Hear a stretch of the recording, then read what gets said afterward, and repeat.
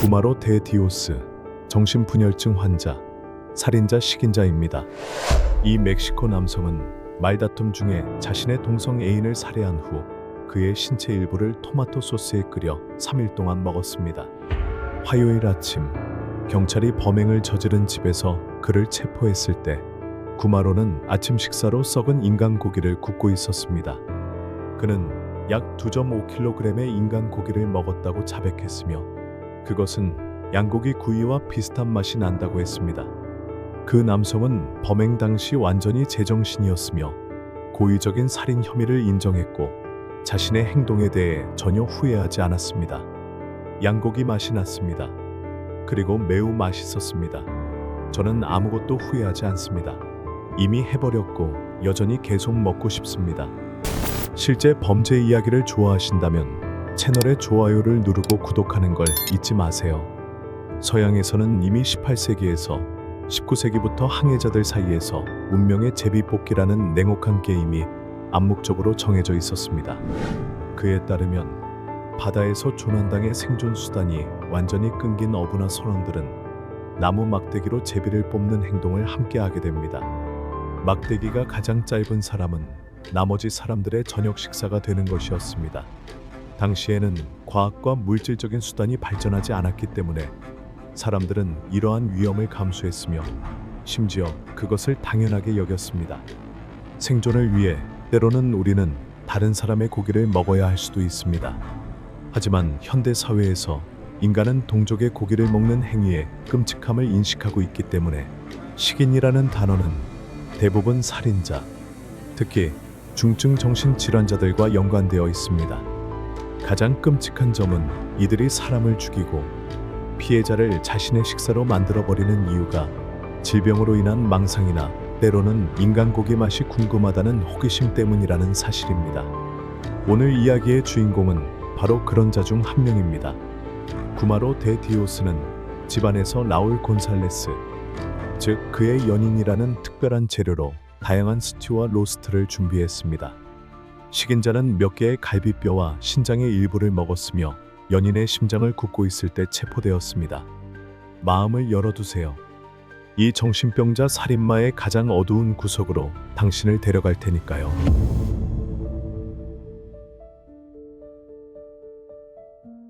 플라야 델 카르멘, 멕시코에서 가장 유명한 관광 천국 중 하나. 끝없이 펼쳐진 하얀 해변과 열대의 햇살, 광란의 파티를 즐기기 위해 관광객들이 몰려드는 곳입니다. 2004년 12월 14일 하발리 팀의 특수요원 8명이 이상한 신고를 받고 멕시코 동남부의 유명 리조트 근처에 위치한 한 주택으로 차를 몰고 갔습니다. 당신들은 지금 당장 와야 해요. 확실하진 않지만 어떤 남자가 뭔가를 굽고 있어요. 냄새가 정말 끔찍해요.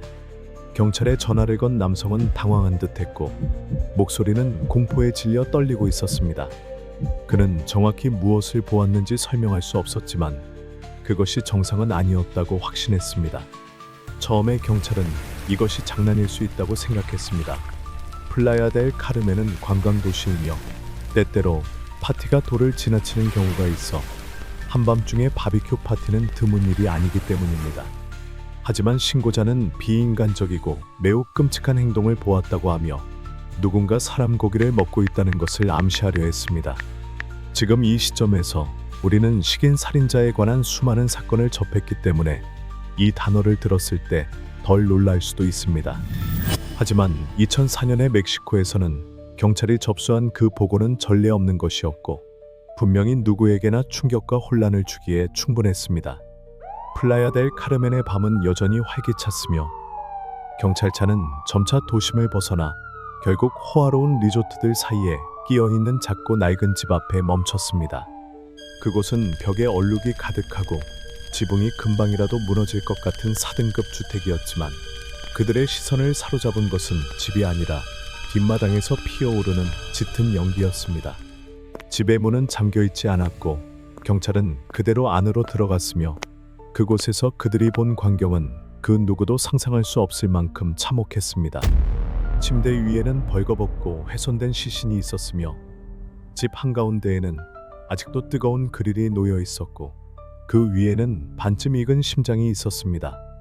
경찰은 어떤 일이 일어났는지 추론하는데 어려움이 없었습니다. 한 사람이 잔혹하게 살해당하고 그의 신체는 여러 조각으로 나뉘어 숯불에 구워진 후 먹혔습니다. 경찰이 범인을 찾아내는 것도 어렵지 않았습니다. 같은 침대 위에 한 남자가 시신을 꽉 껴안은 채 깊이 잠들어 있었으며 그는 바로 제가 이제부터 이야기할 주인공인 구마로 데티우스였습니다. 집 바닥에는 피에 젖은 두껍고 검은 산업용 케이블이 있었고 그 주변에는 각종 칼과 도구들이 흩어져 있었습니다. 경찰이 도착했을 때 구마로는 여전히 잠들어 있었고 그는 시신을 마치 안고 자는 베개처럼 꼭 껴안고 있었으며 이런 공간에서 평온히 잠든 이 남자가 어떤 인간인지 우리는 의문을 갖게 됩니다. 경찰은 구마로를 깨워야 했고 그는 곧바로 깨어났지만 자신의 집안에 펼쳐진 끔찍한 광경에 전혀 놀라지 않았으며 오히려 아무 일도 없다는 듯이 반응했습니다. 구마로는 자신이 저지른 범행을 곧바로 인정했습니다. 제가 그를 죽였고 그의 고기를 먹었습니다. 그의 사건은 즉시 전국을 충격에 빠뜨렸으며 그는 언론으로부터 플라야 델 카르멘의 식인자라는 별명을 얻게 되었습니다. 구마로는 범행 당시 겨우 26세였습니다. 그는 중학교도 졸업하지 못했고 군대에서 단기간 복무했으나 이후 탈영했습니다. 구마로의 인생은 매우 슬픈 이야기였습니다. 비록 애인을 살해하고 그의 신체 일부를 삼킨 행위는 명백한 범죄였지만 그 이면에는 그가 어린 시절 동안 겪어야 했던 수많은 불행한 사건들이 자리 잡고 있었습니다. 이 충격적인 인물을 더 잘 이해하기 위해서는 어떻게 이토록 잔혹하고 병든 구마로 데티우스가 형성되었는지를 되짚어볼 필요가 있습니다. 구마로 데티우스는 1978년 4월 7일 멕시코 타바스코 주라 수사나에서 10명의 형제 중 장남으로 태어났습니다. 안타깝게도 10명의 아이가 있는 가난한 가정에서는 모든 아이를 순종적이고 말 잘 듣게 키운다는 것은 사실상 불가능한 일이었습니다. 구마로의 인생의 첫 번째 비극이 닥친 것은 그가 6살 때였으며 그는 사촌 형에게 성폭행을 당했는데 이후 구마로는 이 범죄를 자신의 조카 중 한 명에게 되풀이하게 됩니다. 그 사건 이후 그의 행동은 변화하기 시작했습니다. 구마로는 다른 남자 아이들과 함께 있을 때도 인형놀이를 매우 좋아했고 자주 자신이 여자라고 말하곤 했습니다. 때때로 그는 마당을 뛰어다니며 갑자기 나는 나쁜 소년이지만 또한 나쁜 여자예요 라고 소리치곤 했습니다. 분명 구마로의 행동은 정상이 아니었지만 그 당시 그는 여전히 어린아이였기에 아무도 그것을 심각하게 여기지 않았습니다. 구마로의 부모는 그런 그를 심리적 외상 속에 방치한 채 성장하게 했으며 그러던 중 그의 인생의 두 번째 비극이 찾아왔습니다. 구마로가 청소년이 되었을 무렵 학교에서 집으로 돌아가던 중 그는 우연히 사고를 당해 마차에 치이게 되었습니다. 그 사고는 구마로를 죽이지는 않았지만 그의 정신 상태를 점점 더 왜곡되게 만들었습니다. 사고 후 건강을 회복하고 집으로 돌아온 뒤 그의 행동은 더욱 기이해졌습니다.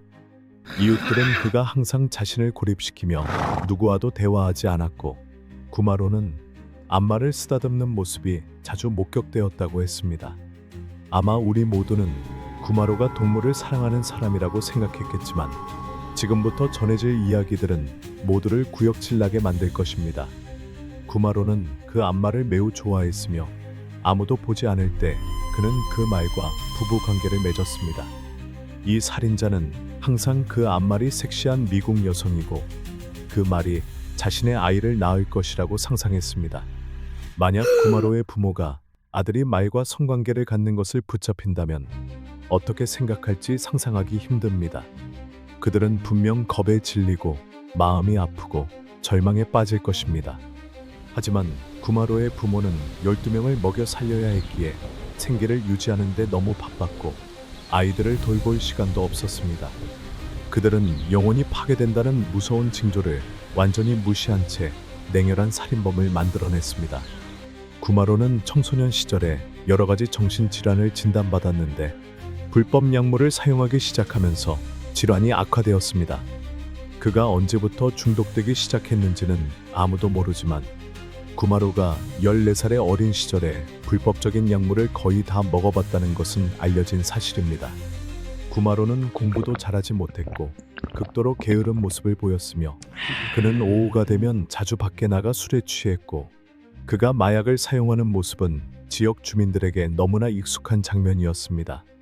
그를 본 사람들은 그가 때때로 여성처럼 행동했고 또 어떤 때는 그 자체가 악마처럼 행동했다고 말했습니다. 구마로가 14살이 되었을 때 그의 게으름과 끔찍한 행동에 지친 부모는 그를 군대에 입대시키기로 결정했습니다.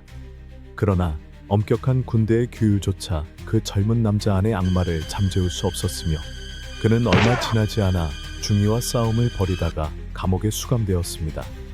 그가 석방되자마자 한 첫 번째 행동은 바로 그 중이의 집을 찾아가 무자비하게 수차례 칼로 공격한 것이었고 이후 그는 타바스코 주 카르데나스의 고향나 수사나로 도망쳤습니다.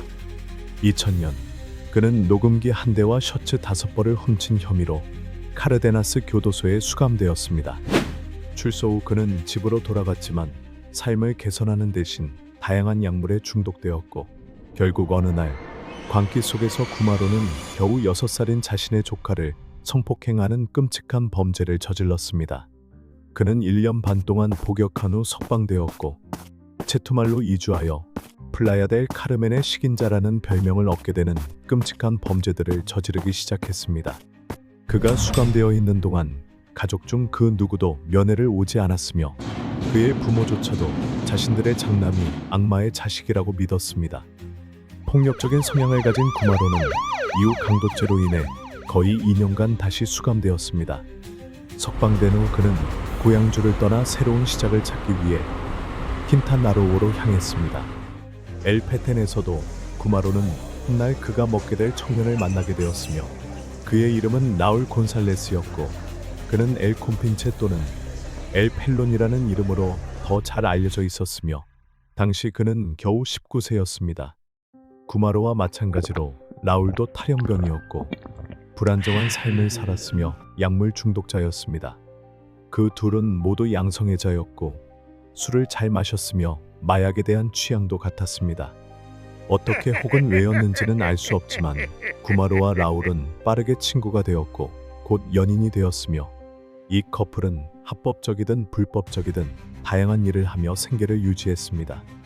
그들은 건설 현장에서 일하기도 하고 주택에 침입해 절도하거나 사기를 치거나 심지어는 외국인 관광객들에게 몸을 팔기도 했습니다. 이 두 사람이 바람직한 삶을 살았다고는 할 수 없지만 커플은 꽤 잘 어울리고 서로를 사랑하는 것처럼 보였으며 하지만 누구도 예상하지 못했듯 구마로는 곧 놀라운 이유로 애인을 살해하게 됩니다. 구마로 대 디오스의 인생을 결정짓는 범죄는 시신이 발견되기 이틀 전부터 시작되었습니다. 2004년 12월 12일 두 사람은 성관계 후 마약을 사용한 뒤 체투말 플라야델 카르멘 고속도로 근처를 걷고 있었습니다. 두 사람이 즐겁게 대화를 나누던 중 구마로는 라울이 자신에게 550페소의 빚이 있다는 사실을 떠올렸습니다. 라울은 돈이 없어 갚을 수 없었고 갑작스러운 빚 독촉에 짜증을 낸 그는 구마로와 다투었으며 구마로에게는 그것만으로도 살인을 저지를 충분한 이유가 되었습니다. 라울 곤살레스가 돈이 없어 빚을 갚을 수 없다고 거절하자 구마로는 아무 말도 하지 않았고 그는 조용히 연인과 함께 집으로 돌아갔습니다. 낡은 오두막의 문이 닫히자마자 구마로는 진짜 악마로 변했습니다. 그는 아무런 망설임 없이 근처에 있던 케이블을 움켜쥐고 라울의 목을 조르기 시작했습니다. 피해자의 입을 막기 위해 그는 헝겊을 입에 틀어막았습니다. 그 후 그는 라울을 거꾸로 매달았으며 피해자가 깨어날 것처럼 보이자 구마로는 즉시 콘크리트 덩어리로 그의 머리를 여러 차례 내리쳐 라울이 다시는 깨어나지 못하게 했습니다.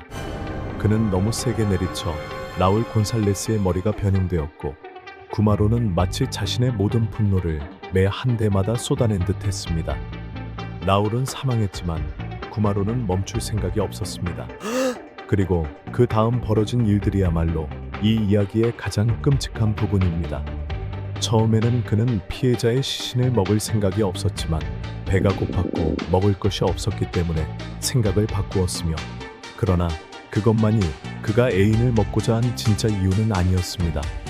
그는 나중에 체포된 후 경찰에게 라울에게 저지른 끔찍한 행위의 진짜 이유를 털어놓았습니다. 그를 먹으면 그의 힘을 가질 수 있을 것 같았습니다. 그렇다면 구마로는 라울에게서 어떤 힘을 얻고자 했던 걸까요? 알고 보니 구마로는 피해자의 미장 기술을 얻고 싶어 했습니다. 그를 먹으면 나는 회반죽의 대가가 될 수 있을 거예요. 라고 그는 말했습니다.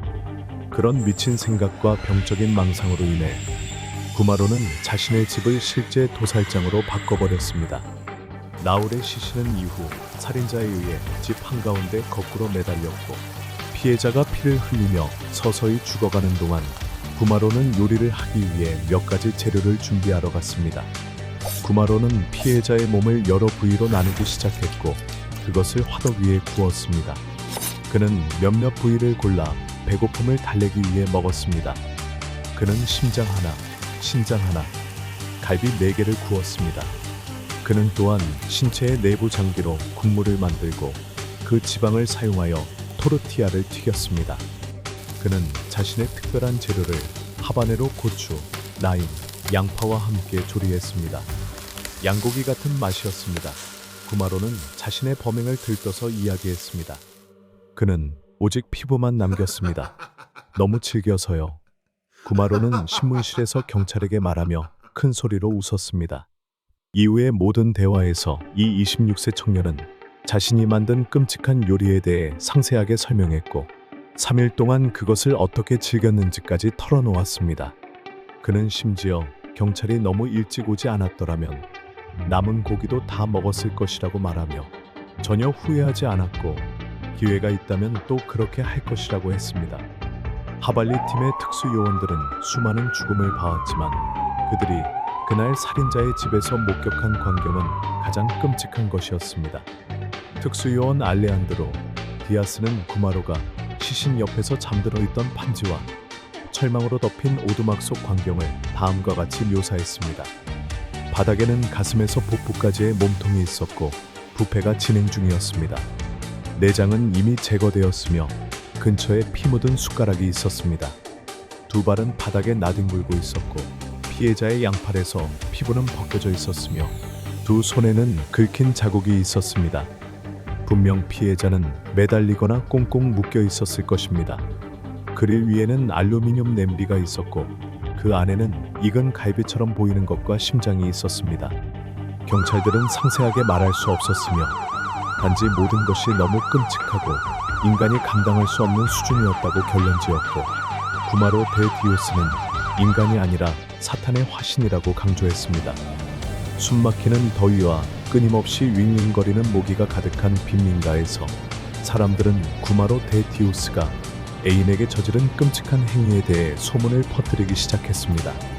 이야기들은 다양한 방식으로 각색되었고 많은 세부 사항들은 공포 영화보다도 더 섬뜩했습니다.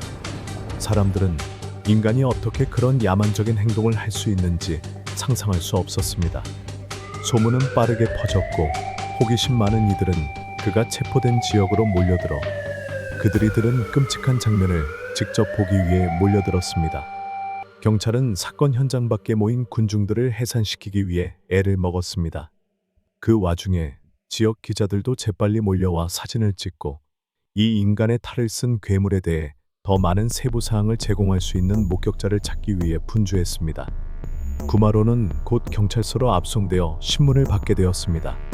수갑을 차고 끌려가는 동안 그는 저항하지도 두려워하지도 않았습니다. 오히려 그는 주변 사람들의 공포에 찬 눈빛을 보며 즐거워하는 듯 보였습니다. 조사 과정에서 충격적인 세부 사항들이 하나둘씩 드러났습니다. 아무도 구마로가 어떻게 식인자가 되었는지 확신할 수 없었고 심리 전문가들까지 나서 그의 행동 이면에 숨겨진 진짜 동기를 분석하려 했습니다. 수사관들과 마주 앉은 구마로는 전혀 두려움도 후회도 보이지 않았습니다. 그의 검고 원숭이 같은 둥근 눈동자는 정면의 사람들을 뚫어지게 바라보고 있었습니다. 천연두 자국이 가득한 얼굴, 니코틴으로 누렇게 변한 입에서는 담배 연기 냄새가 진동했습니다. 그는 자신의 범죄에 대해 아무 감정 없이 담담하게 이야기했습니다. 가끔 그는 말을 멈추고 담배를 한 모금 빨고는 다시 이야기하길 계속했으며 마치 일상의 평범한 사건을 이야기하는 것 같았습니다. 한 수사관은 훗날 이렇게 말했습니다. 그는 지금껏 구마로 같은 사람을 본 적이 없다고 했습니다. 양심도 감정도 없는 사람의 목숨을 아무것도 아닌 것처럼 여기는 자였습니다. 형이 확정된 뒤 극도로 위험한 성향과 다른 수감자들에게 불러일으킨 공포 때문에 구마로는 2007년 모렐로스 주 쿠아우틀라에 위치한 연방심리치료센터로 이감되었습니다. 이곳은 멕시코에서 가장 위험한 정신병 수감자들이 수감되고 철저히 감시되는 장소로 연쇄 살인마들과 극단적인 정신 이상자들이 모여 있는 곳입니다. 수감 중에도 그는 자신의 병적인 본성을 멈추지 않았으며 자해 행위를 반복했고 심지어 교도소의 한 축제 때 자신의 귀 일부를 잘라먹기까지 했습니다. 이 기이한 행동은 그를 더욱 고립시켰고 아무도 그와 가까이 있고 싶어 하지 않았으며 악명 높은 수감자들조차도 그를 혐오했습니다. 2008년 구마로는 에이즈 말기에 접어들었고 그 이후 건강은 급속히 악화되었습니다. 그는 점점 야위고 해골처럼 말랐지만 눈빛은 여전히 광기 어린 모습을 간직하고 있었습니다. 그는 치료를 위해 체투말 교도소로 다시 이송되었지만 점차 모든 약을 거부하기 시작했습니다. 그는 살고 싶지도 쉽게 죽고 싶지도 않았습니다. 죽기 전 이 살인자는 또 하나의 살인을 자백했으며 구마로는 자신이 어린아이 한 명과 수녀 한 명을 공격했다고 진술했습니다. 그에게 살인에 대한 감정이 어떤지 묻자 구마로는 차갑게 대답했습니다. 아무렇지도 않습니다. 아무 느낌도 없습니다. 그냥 닭 한 마리 죽인 것 같았습니다. 9년 후 2012년 9월 11일 화요일 아침 구마로는 종합병원으로 이송되었고 그곳에서 34세의 나이로 사망했습니다. 그를 애도하는 이도 작별 인사를 전하는 이도 없었습니다. 그의 가족, 끝까지 그에게 관심을 가졌던 유일한 사람들만이 타바스코 주 아수세나라는 외딴 시골 마을에 그를 묻었습니다. 하지만 죽음조차 그에 대한 끔찍한 기억을 지울 수는 없었습니다. 이 사건은 단순한 공포 이야기가 아니라 교육, 심리, 법제도 등 다양한 사회 문제에 대한 경종을 울리는 이야기였습니다. 특히 식인이라는 가장 논란이 많은 주제를 포함하고 있었습니다. 이 사건은 정신 이상 증세를 보이는 개인을 조기에 발견하고 신속히 개입하는 것이 얼마나 중요한지를 되새기게 했으며 인간의 성격 형성에서 삶의 환경과 교육이 얼마나 중요한지 또한 일깨워 주었습니다. 구마로의 식인 행위는 역사적으로도 공포와 호기심의 대상이 되어온 주제였습니다. 비록 문화적 혹은 생존 상황 속에서 논의되긴 하지만 식인 행위의 심리는 매우 복잡하고 다면적입니다. 현대 사회에서 식인 행위는 매우 드물며 보통 심각한 정신질환이나 극한의 상황과 관련되어 있습니다. 식인증은 극히 드문 증상으로 지금까지도 이를 치료할 수 있는 확실한 방법은 발견되지 않았습니다. 구마로 데 디오스는 충격적인 범죄의 상징이자 동시에 범죄 심리학 연구 사례로 남게 되었습니다. 이 이야기를 통해 우리는 단순히 하나의 잔혹한 사건을 보는 것이 아니라 인간 심리의 어두운 면을 들여다보고 앞으로 이런 비극이 되풀이되지 않도록 사회가 배워야 할 교훈들을 되새기게 됩니다. 여러분은 구마로 데 디오스와 그가 저지른 끔찍한 범죄에 대해 어떻게 생각하시나요? 아래 댓글로 여러분의 의견을 공유해 주세요. 시청해 주셔서 감사합니다. 좋아요와 구독을 눌러주시면 앞으로도 저희의 흥미로운 콘텐츠를 놓치지 않게 됩니다. 다음에 또 만나요.